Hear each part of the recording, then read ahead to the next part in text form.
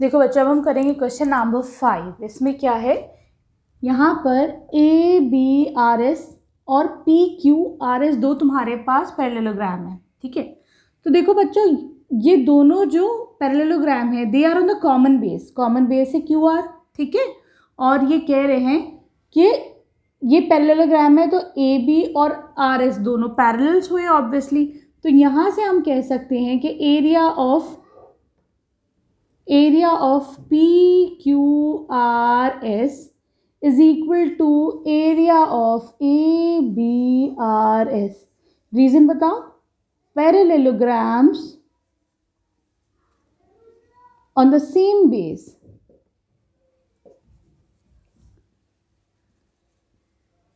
यहां पर बेस क्या है बच्चों, RS, ठीक है। And between the same parallels, ठीक है। यहाँ पे पैरेलल्स कौन से हैं बच्चों, PB मान लो, PB एंड RS, ठीक है। ये पैरेलल है आपस में, ठीक है। तो हम कह सकते हैं कि उसके बीच में जो एरियाज होंगे पैरेललोग्राम के वो इक्वल होंगे, ठीक है। तो तुम्हारा देखो एक ही स्टेटमेंट में तुम्हारा फर्स्ट पार्ट ही प्रूव हो गया, इसको तुम इक्वेशन 1 मान लो, ठीक है। अब ये कह रहे हैं, अगला कह रहे हैं बच्चों, इसको फर्स्ट मान लिया ना, चलो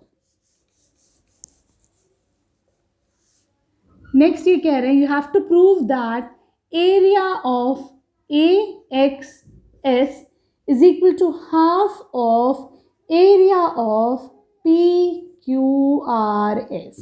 इसको प्रूव करना है आपको, ठीक है।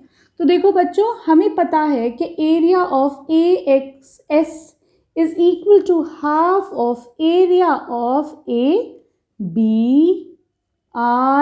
इसका रीज़न बताओ ज़रा सा। रीज़न ये बच्चों, AXS और ABRS सेम बेस पर है, कॉमन बेस पर है AS, है ना, ठीक है। और बिटवीन द सेम पैरेलल्स हैं, यहाँ पे जो पैरेलल्स हैं वो कौन से हैं, AS एंड BR, ठीक है। तो अगर ऐसा होता है, सेम बेस पर होते हैं और बिटवीन द सेम पैरेलल्स, तो एरिया ऑफ ट्राइंगल जो होता है वो पैरेललोग्राम के एरिया के आधा होता है, ठीक है। इसको तुम इक्वेशन 2 मान लो।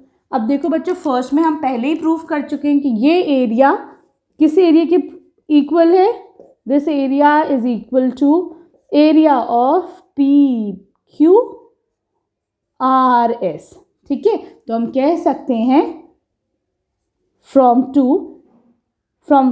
हम ये कह सकते हैं कि 1 से हमने क्या कहा कि ये वाला एरिया अब PQRS के इक्वल है, ठीक है। क्लियर है। अब आ जाओ तुम इसके क्वेश्चन नंबर 6 पे।